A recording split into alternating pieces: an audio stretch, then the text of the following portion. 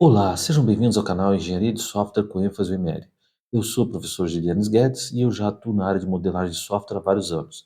Eu tenho 4 livros publicados sobre o assunto e eu já ministrei diversas palestras e cursos técnicos utilizando a linguagem ML. Na aula de hoje, eu vou dar continuidade ao tema sobre o diagrama de classes. Especificamente, essa vai ser a segunda aula sobre estereótipos.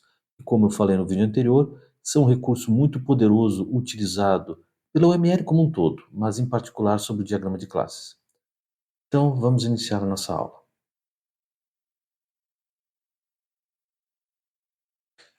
Eu gosto sempre de fazer uma pequena propaganda. Eu já publiquei 4 livros sobre o assunto. O meu primeiro livro foi o ML, uma abordagem prática, que na época tratava da OML 1.5, mas já abordava o ML2 no final do livro.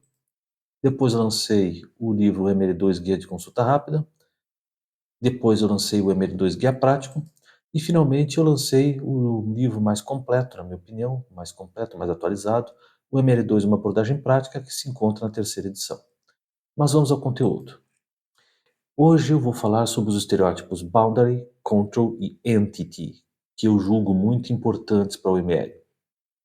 Bom, lembrando que, como foi visto na aula anterior, um estereótipo é uma forma de estender um determinado componente, ah, agregando novas características, novos comportamentos a esse componente e fazendo com que ele se comporte de um jeito diferente do qual ele foi projetado originalmente. Então, isso é uma forma de estender a OML para domínios para os quais ela não foi projetada originalmente. Bom, então, existem estereótipos de texto e existem estereótipos gráficos. Estereótipos de texto não modificam o desenho padrão do componente. Estereótipos gráficos modificam. Então, ok, só para. Essa foi uma pequena revisão da aula anterior. Agora eu vou falar sobre esses 3 estereótipos. Então, vamos começar com o estereótipo boundary. O estereótipo boundary também é conhecido como estereótipo de fronteira ou estereótipo de visão. Ele basicamente ele determina que a classe ela serve de comunicação entre os atores externos que utilizam o sistema e o software propriamente dito. Uma classe boundary, em geral, é associada à própria interface do sistema. E normalmente ela precisa interagir com uma classe control, que eu vou explicar daqui a pouco o que é. Então, o uso de classes boundary é particularmente útil quando se usa arquiteturas como a MVC. MVC é a abreviatura de Model View Controller, que possui, como o nome já diz, 3 módulos em que as classes estão divididas e estruturadas. É um módulo de visão, onde estão as classes boundary, um módulo de controle, onde ficam as classes de controle, e um módulo de modelo, onde ficam as classes de entidade. Nós vamos falar sobre cada uma dessas classes. Então, no MVC, como eu falei, a interface com o usuário ou a visão é um módulo em que é responsável pela interação com os atores que utilizam o sistema. Ele possui relativamente pouco processamento. Basicamente, a visão ela se concentra em repassar os eventos que os usuários causam sobre ela e apresentar as mudanças que esses eventos causam quando isso é considerado necessário pelas classes de modelo. Então, hã, pode haver uma ou mais classes boundaries para cada caso de uso. Em geral, existe uma classe boundary para cada caso de uso primário, pelo menos, mas podem haver mais. E pode acontecer de haver uma classe boundary única para o sistema como um todo, quando ela é chamada de hã, classe de fachada, mas eu não recomendo essa abordagem. A arquitetura MVC, ela permite a existência de diversas visões distintas para um mesmo processo. Então, isso permite que os dados sejam apresentados de maneiras diferentes quando se usam, por exemplo, dispositivos de acesso ao sistema diferentes. Ah, e os atores, ou seja, os grupos de usuários que utilizam o sistema, eles somente interagem com instâncias de classes de visão, quando se adota a arquitetura MVC. Ah, Vou falar um pouquinho sobre o estereótipo control. Então, o estereótipo control, ele identifica classes que cujos objetos eles são intermediários entre os objetos de fronteira e os objetos de entidade.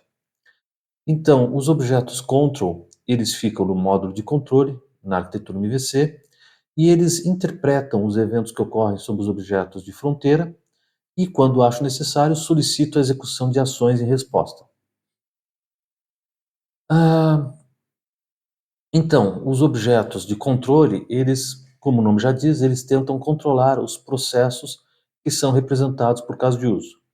Então, eles interpretam os eventos que ocorrem sobre as visões e tomam ações necessárias quando acham que isso é pertinente e também solicitam que classes de entidade executem métodos quando eles acham que isso é necessário.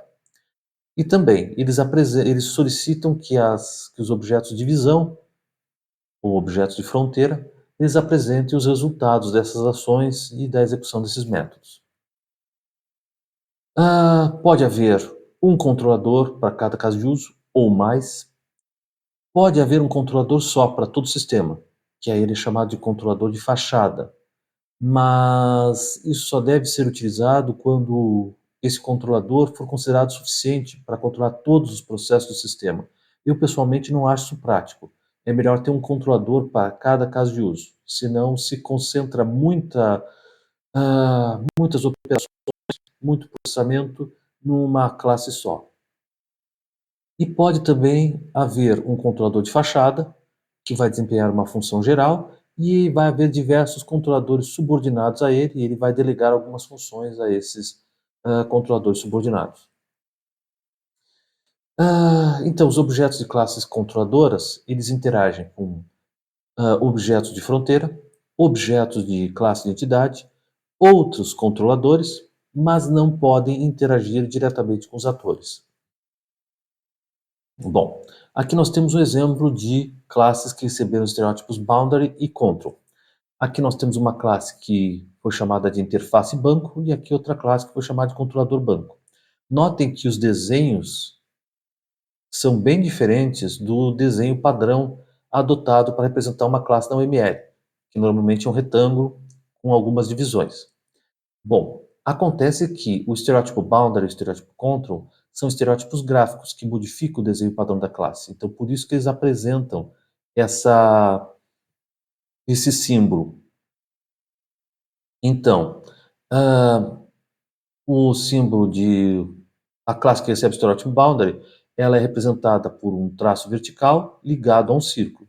E a classe que recebe o estereótipo control, ela é representada por um círculo com uma seta. Aqui nós temos outro exemplo de classes que receberam os estereótipos boundary control. À esquerda eu tenho uma classe de visão, ou de fronteira, que eu chamei de visão emitir saldo, e à direita eu tenho uma classe de controle, que eu chamei de controle emitir saldo. Essas são a classe de visão e a classe de controle específicas para o processo de emissão de saldo. No exemplo anterior, eu estava apresentando classes de fronteira e controle gerais para todo o sistema, mas é melhor, na minha opinião, ter uma classe de visão e uma classe de controle para cada um dos processos, para cada uma das funcionalidades do sistema. Bom, aqui, como eu falei, as classes de fronteira, elas costumam ficar no módulo de fronteira ou no módulo de visão.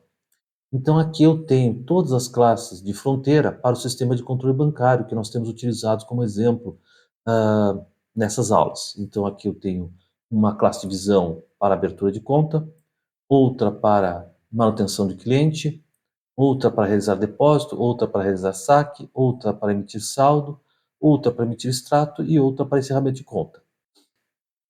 Eu poderia ter uma visão específica para abertura de conta comum, conta especial e conta poupança, mas eu achei que uma visão só resolveria o problema.